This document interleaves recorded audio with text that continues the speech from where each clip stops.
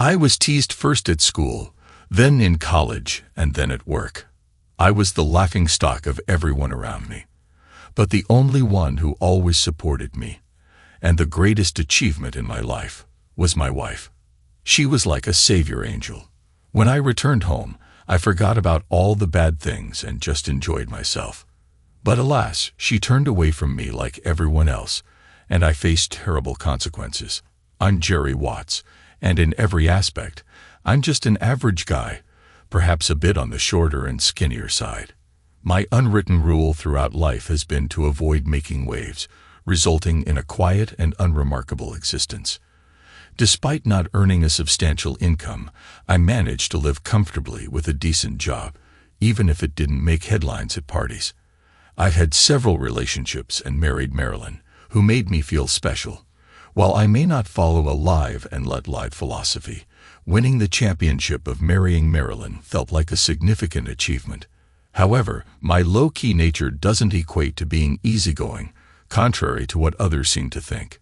My life philosophy was put to the test when trouble entered my world in the form of a coworker named Brian Randall. While I worked in climate control, Brian, a fellow employee, was in the receiving and shipping department. He was everything I wasn't. Tall, well-built, ruggedly handsome, and completely self-absorbed. He claimed to have played sports in college, and although those days were gone, he worked hard to maintain his physique and demeanor. In our workplace, Brian became the center of attention, with everyone hanging on his every word. People laughed at his jokes, men egged him on, and he shamelessly flirted with attractive women, regardless of their marital status. Despite my observation of Brian's behavior, I kept my distance and didn't want to make waves. Surprisingly, Brian decided to target me. It started with subtle insults about my height and size, and he even offered to fetch things for me from high places, all done in the presence of our colleagues who laughed along.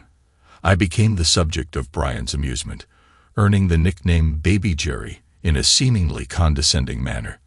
Reflecting on the situation, I realized that my usual approach of staying composed and not creating problems had backfired. I felt a growing contempt for me in the office, and I sensed that any chances of a promotion were diminishing. Although I brushed it off initially, realizing that Brian was just having fun, I now understand that my reluctance to confront the issue only fueled his behavior. If I had filed a complaint, I doubted any consequences for Brian, and instead, I might have faced repercussions from my colleagues. Creating a bit of trouble, Randall meant no harm. He simply lifted everyone's spirits. Regardless of whether I was mistaken or not, I never considered myself weak. I firmly believed that the threshold for taking action had not been crossed. Looking back, I might have played a part in setting the stage for the upcoming events, creating conditions for seeds to take root.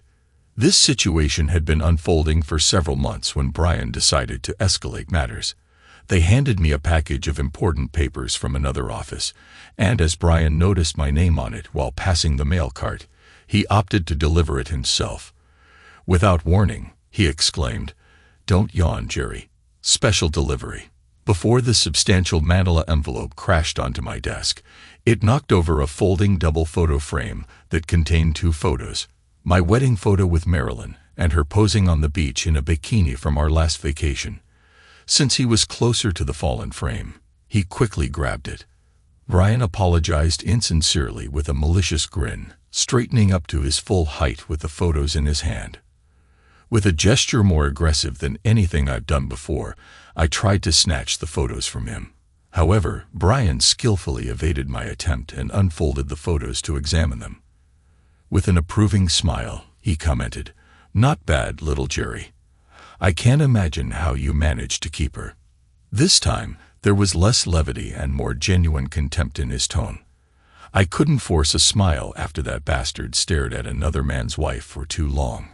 Casually tossing the double frame onto the desk, Brian turned toward the door and instructed, "Send this filly to me so I can ride her a little. Someone as wild as she is will sooner or later throw you off. Dan, I'll do you a favor." He spat dispassionately over his shoulder. For the first time, Something inside me began to tense up, but nothing significant happened afterward. Things between Brian and me remained quiet, as they were before. The company's annual summer picnic took place shortly after these events. While parking, I observed Marilyn checking her hair and makeup in the visor mirror. It was one of those moments when you fall in love with a person all over again. As we prepared to attend the picnic, Brian, the mountain of antics, arrived fashionably late, drawing a crowd around him. Men laughed at his senseless banter, but I managed to keep Marilyn and me at a comfortable distance while we chatted and enjoyed barbecue.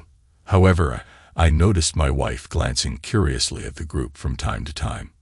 I was aware of the situation unfolding around me, sensing that my luck was running out. Brian strategically positioned himself near the drinks, and when it came time to restock, I found myself shuttling back and forth, noticing Marilyn's clear hesitation to leave the drinks area. I almost breathed a sigh of relief when Brian intercepted us, calling out, "Hey, little Jerry." The remark about my secret beer drinking elicited laughter from our colleagues and unfamiliar guests, although it wasn't a particularly clever joke. Brian approached, highlighting our noticeable height difference and joking about needing identification to let me take a drink. More laughter ensued, but this time, it was accompanied by another sound. My wife's laughter. Her usually angelic tone now sounded off, resembling a novice musician attempting to play the clarinet. I involuntarily glanced at her, realizing I wasn't the only one who caught that unusual sound. Despite my certainty that Brian had been more interested in my wife's dress than her laughter, he masterfully shifted his attention to Marilyn, pretending to notice her for the first time. "Hi, do I know you? You're that beautiful woman with great taste in swimwear." Brian grinned, and Marilyn, surprisingly, replied without much anger. Rather, a smile played on her lips. A sharp pain pierced my heart, and I felt a surge of irritation that she easily believed a stranger's lie, especially when it contradicted my actions. The storm of emotions inside me intensified when Brian continued his harmless but false comment that I was showing off photos of my wife in swimsuits, and I couldn't even object. My wife's photos were in my office, and I didn't want anyone to look at them. I was trapped. Denying it would only make me appear false and self-serving.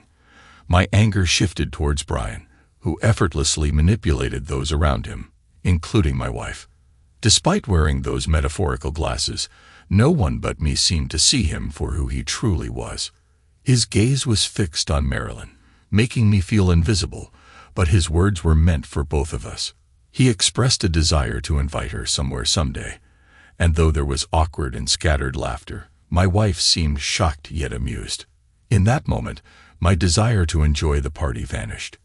I abandoned the beer, grabbing Marilyn's hand as I made my way out. She resisted briefly, but I interpreted it as a mini betrayal, letting go before she even started moving. As I walked away with determined but deliberate steps, I was vaguely aware of Marilyn, perhaps caught off guard by the sudden departure. The disappointment lingered, and I couldn't shake the feeling of lacking support where I needed it the most.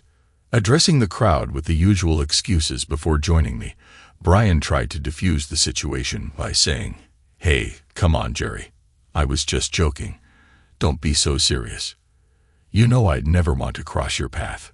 This elicited more laughter, including Marilyn's, which started and then abruptly stopped. It struck me that for once Brian might be questioning if he had gone too far, but that would require a level of self-criticism he lacked. Even if, by some miracle, he did possess it, his pride would likely prevent him from deviating from his usual behavior. Distancing myself, I sat on a picnic bench, gazing into space, while Marilyn stood closely behind me, observing the unfolding drama on my face. I sensed a range of emotions within her: indignation towards me, embarrassment not for me but because of me, confusion about what to say, and perhaps even disappointment, disapproval, and contempt. How had Brian managed to set me up so swiftly and thoroughly in front of my own wife, who seemed oblivious to the situation? Finally, Marilyn spoke, asking if the demonstration was truly necessary. I looked at her incredulously. explaining that while Brian was rude, he was just kidding, as it seemed to be his usual demeanor. She then changed tactics, suggesting that if I didn't want guys hitting on my wife, I shouldn't showcase my product to coworkers. Frustrated, I bowed my head slightly and closed my eyes before shaking it a few times. Marilyn, however, misinterpreted my body language, suggesting that we sort things out and exchange apologies. She pointed back to where we came from. After a moment's contemplation, I declined, stating that I understood everything perfectly, and my day was already ruined. Heading towards the car, I realized I had come alone, and looking back, I saw Marilyn at the drinks table in the distance. Suppressing my anger, I got into the car, started it, and sat for a while, studying the manufacturer's emblem on the steering wheel as the interior cooled down. Though my anger didn't dissipate, I told myself to let it go. I shifted the car into reverse and prepared to drive. However, a knock on the passenger window interrupted me. Marilyn was there, expressing confusion with a what the hell gesture. I put the car back into park, unlocked the doors, and she climbed in, irritated, questioning my problem. Attempting to explain that she came to offer apologies and Mr. Randall had apologized too, she couldn't fathom my reaction. I retorted, expressing disbelief at her perspective, describing Mr. Randall as a world-class act. Despite the day's events, we rode home in silence with her accusing me of acting like a child and insinuating that she had to babysit me. The evening passed without conversation, and afterward, our interactions were cool, routine discussions, small talk, and everyday matters devoid of any intimacy. My thoughts lingered on the incident, contemplating the fading reflection of a smile on her face that I observed during the ride home. I brooded over how swiftly our connection with her dissipated after that ill-fated picnic. The gloomy atmosphere lingered, becoming a constant presence. Despite not deserving Brian Randall in my life, I certainly didn't deserve my life partner siding with him. The following workday after the picnic, Brian attempted to publicly accept an apology I never offered. I barely caught the thinly veiled mockery, but now, for different reasons, I became guarded. For the first time, I resisted going with the flow and felt resentment. His comment was just tossed into the general pile, and I found my lifelong ingrained defense mechanism failing. Dealing with this was challenging, and the more I thought about my wife, the more distasteful it became. A man is expected to come to his senses and apologize after a few days, but I had nothing to apologize for. Earning Marilyn's forgiveness seemed impossible, and receiving an apology from her held no interest. I began scrutinizing her actions from a new perspective, questioning if she always had these habits I overlooked. Among the new questions, minor annoyances surfaced, things I undoubtedly knew before, but now they bothered me. Her taste in music, the state of her car filled with disposable coffee cups, all these details suddenly became significant. However, these were merely reactions to her feelings toward me. I bet she thought she hid it well, but now I observed her closely. I noticed barely perceptible grimaces at my habits she disliked, feeling her contempt and even pity.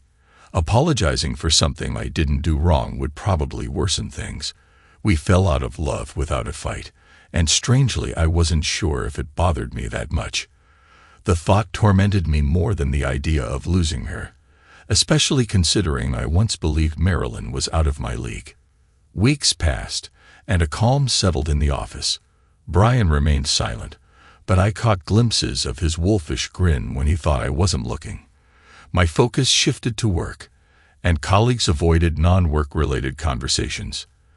Their discomfort and pitying glances fueled my growing resentment towards them. My boss subtly delegated challenging tasks, possibly influenced by rumors circulating after the picnic. However, I soon discovered that those looks held more than I initially thought. The final blow to my old life occurred in the men's room at the main lobby. Although I rarely used it, my withdrawal and resentment led me there. Contemplating how everything was consuming me, I decided to indulge myself, realizing I hadn't done so in a long time. If Brian could enjoy long lunches, so could I. As I headed towards the main entrance, thoughts of an upscale steakhouse downtown crossed my mind. A trip to the toilet turned into an unexpected encounter as I overheard two guys, Kenneth and James, discussing their workplace dynamics and personal lives. The realization struck that adulthood sometimes eludes us, even in professional settings. "Hey, are you certain about ordering wings? We still have time to correct it," the guy, whose name I believe was James, remarked. I couldn't help but notice they had the same idea as me, but their concern was more about salary. Kenneth, apparently, replied with a laugh, stating that his wife would skin him if they made a mistake. Kenneth felt the need to clarify his statement, saying, "Hey, we can't all be Brian. Not a damn thing like that. I still can't believe he's entertaining Jerry's wife." "What did he say? Do you really think so? Is this arrogance even for him?" "Oh, yes, he is," James responded. "He mentioned that ever since right after the barbecue, Brian practically picked up Jerry's wife." James continued, stating that Brian told him he would have her in his grasp by next week, planning to meet for lunch. He even speculated that Brian might be with her at this very moment as we spoke. When Kenneth asked if little Jerry knows, James shrugged it off, saying, "Who knows, dude, and who cares? What else could he do about it?" They shared a laugh, and although they blushed, at least they washed their hands. However, I awkwardly stood in the last stall for another 30 seconds without them noticing me. At this moment, I discovered that shock could exist without surprise. Unlike the guy who was here a minute ago, I had no doubt that what I overheard was true. It explained many things in my mind. Finishing my business on autopilot, I paid no attention to my reflection in the mirror as I washed my face. The only thought in my head was that I had lost my appetite. When my car left my head was that I had lost my appetite. When my car left the parking lot, I had no intention of heading downtown. Any doubts I might have had were dispelled when I saw Marilyn's car parked in front of the house and an SUV that presumably belonged to Randall. They didn't even attempt to conceal it. The neighbors were as aware as my colleagues. Dejectedly, I thought it was still strange for me to feel heartbroken about it. Perhaps it was, but the blue of hard AI was entirely replaced by the red anger of betrayal. As I approached the front door, I realized I wasn't afraid of Brian. The mountain, at that moment. My cognitive abilities were consumed by thoughts of retribution. I had heard the expression red veil before, and now I understood it perfectly. It was as if a red filter of hatred had been placed over my vision. The sounds could be heard through the door, and as soon as I opened it, the unmistakable noise of rough intimacy reached my ears. There was a short walk along the carpet to visually confirm the reality of my marriage. They were both completely naked, opting not to rush into quick intimacy. I stood by the door, mostly behind them, but at a sufficient angle to see their silhouettes. I decided to retreat to the wall next to the doorway, out of sight. I was still furious, but strangely enough, seeing them with my own eyes brought me down a little. I didn't intend to confront them immediately. I needed to weigh my options. Somewhere from the depths of my psyche, my old self resurfaced, advising me to wait and not do anything impulsive. However, the new self quickly silenced the old one. "You've stayed away from this your whole life. Look where it has led you. You are a pathetic boy with an unfaithful wife, no matter what you tell yourself," I started to think. I glanced into the bedroom for a second, my gaze falling on the back of Brian's head. Although furious with my wife, I couldn't ignore the fact that he was the one who initiated it all. Marilyn made the decision to cheat, but Brian had been pushing for it. It had to be answered in a way that would make him regret his arrogance. Despite my fury, I wasn't foolish enough to challenge him physically, as he would likely put me in a coma. My wife would probably laugh then tell the cops that I was the aggressor. I found myself in a situation where physical confrontation with Brian Randall seemed inevitable. Even though I entertained the thought of hitting him, I hesitated, considering the potential repercussions. The idea of using a weapon crossed my mind, perhaps a baseball bat or a crowbar from my garage. However, I questioned the effectiveness, knowing that Brian, nicknamed the Mountain, could possibly recover quickly from a physical assault. Contemplating the consequences, the thought of murder briefly crossed my mind, driven by the intense emotions of the moment. Despite these dark musings, I was resolute in not wanting Brian Randall to lose his life that day. Instead, I desired him to feel remorse for humiliating me, extending the consequences over a long period. In a crucial moment, a realization struck me. It wasn't just about me seeking revenge. Brian Randall had a substantial karmic debt, and the time for him to face the consequences had arrived. Feeling justified, I considered myself an instrument of justice, aiming to balance the cosmic scales. Given that I was physically inferior, I recognized the need to outsmart my adversary. Brian, who took advantage of the manipulation in my marriage, posed a challenge. I had to resort to driving him to madness rather than engaging in physical combat or relying on wit alone. As I reflected on my life, realizing how Brian had exploited the dynamics of my marriage, I decided it was time for a drastic change.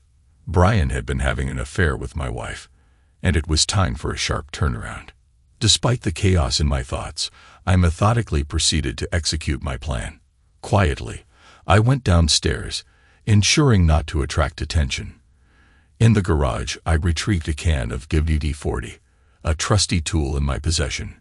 Returning inside, I prepared for the moment by going to the decorative fireplace, where Marilyn kept scented candles, and grabbing the lighter. With everything set, I sneaked back into the bedroom. Approaching Brian, I observed his oblivious state and seized the opportunity. He appeared macho, with a distinct lack of grooming. As I was about to act, Brian's reactions intensified, providing the perfect moment. I chuckled, feeling a stroke of luck, and prepared to unleash my plan.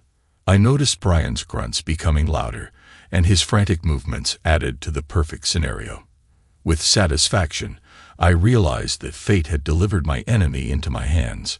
Brian's natural macho demeanor soon faced an unexpected turn of events as I executed my plan. The unexpected sensation of oil running down his back and the pungent aroma of the lubricant confused him. Swiftly, I ignited the oil with a lighter, catching Brian by surprise. The situation quickly escalated as he turned into a human torch, his screams echoing in the room. Evading his attempts to retaliate, I maneuvered in the bedroom. It wasn't just about seeking revenge. I aimed to make Brian regret his actions for a long time.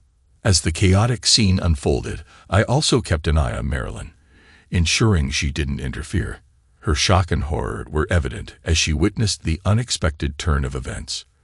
The lust that had previously consumed her now gave way to a more primitive instinct. Fear. Reacting on instinct, I found myself compelled to distance myself from the fire. The illusion in her mind about how this confrontation could hypothetically unfold seemed to crumble as the new reality set in, making it difficult for her to accept what she was witnessing. Brian was in a state of panic, moving aimlessly toward our dresser, shouting incoherently and waving his arms. I couldn't help but consider the possibility of the room catching fire, but there was nothing flammable in his immediate vicinity. As long as he kept moving, I remained indifferent, finding some amusement in watching the flaming figure lose his composure. However, my thoughts weren't clear. Finding my wife in bed with another man had left me bewildered. In that moment, a thought crossed my mind. If this were a movie, the main character would have a witty line ready. For the first time since the ordeal began, I felt the urge to say something. "Hey Brian, light it up, come on." Admittedly, it wasn't the most clever remark, but it was a spur-of-the-moment reaction. My primary intention was for my words to leave a lasting impact on him. Eventually, some part of his mind started working, and he fell to the floor, rolling around. A safety tip for extinguishing flames. While he struggled on the floor, I noticed the carpet was on fire. I stopped my premature attempt at a Viking funeral, and as the flames gave way to smoke, an acrid smell filled the air. Amid his agonizing cries, I found myself laughing maniacally. In that moment, the anger and pain from betrayal faded, replaced by a sense of jubilation, triumph over the enemy. It was akin to the caveman crushing his rival's skull, or the samurai ronin feeling his blade pierce the fiend that killed his sensei. Surveying my bedroom, I confirmed there was no fire in the house. I took one last look at Marilyn, who turned pale under my gaze, fearing she might be next. As I left, I thought I saw a flash of remorse in her eyes, as if the scales of the last few weeks had fallen off. It was too late for her. Outside, I casually tossed the WD-40 and lighter into the yard as the smoke alarm went off. Seated in front of the door, a whirlwind of thoughts and emotions overwhelmed me. Despite fear and uncertainty about my future, I had no regrets. Taking out my phone, I clicked on Facebook, not a platform I often used. I switched the message status from friends only to public, typing that when people found out what had just happened, I wouldn't make excuses or complain. I shared the post and threw my phone aside. As the sirens approached, it felt like an eternity before I heard them in the distance, wondering how long it took for my wife to comprehend the situation. My world turned upside down when my partner emerged from the oven. Anticipating a future filled with waiting and uncertainty, I offered no resistance during the police procedures. In custody, I remained silent, providing only brief confirmations. Surprisingly, a lawyer appeared in the interrogation room days later, even though I hadn't requested one. And I couldn't afford it. Explaining my financial situation to the well-dressed lawyer, I discovered his firm would handle my case in exchange for a share in a lawsuit I intended to file. Unexpectedly, news of the incident in my home spread rapidly, especially after a vague Facebook post, granting me temporary fame during my prison stint, isolated from the world. Despite initial popularity at work, local reporters fueled by gossip revealed a hostile work environment, tarnishing the company's image. With my lawyer's assistance, an agreement was reached to manage both my case and claim, exploiting the negative publicity surrounding my employer. Facing a 7-year sentence with a possibility of parole after 5, my lawyer assured me he could soften the landing due to my clean record and sympathetic circumstances. In exchange for cooperation, he agreed to handle my divorce proceedings. Surprisingly, my strange spouse hadn't filed for divorce yet. Ultimately, the settlement amount with my former employer remained undisclosed. Though not enough for retirement, it provided a fresh start upon my release. Despite some annoyance at being sued by Brian, I took solace in the fact that he couldn't extract much from my meager funds. In prison, I spent my time reading and weightlifting, realizing that I could make the most of my situation. Although I received letters from random women expressing love, I remained skeptical. As my prison term neared its end, I reflected on handling the situation as best as I could, finding calmness despite uncertainties. Brian, on the other hand, remained trapped in his own pathetic existence. I acknowledged owing myself a fresh start post-prison and looked forward to a stake in my future. While my lawyer may have been the only one truly pleased with the outcome, I remained calm about my life, prepared to confront the challenges that lay ahead. Thanks to everyone who took the time to listen to today's stories. If you enjoyed it, please consider liking and subscribing if you haven't already. Feel free to share your thoughts on the events in the comments below. Take care.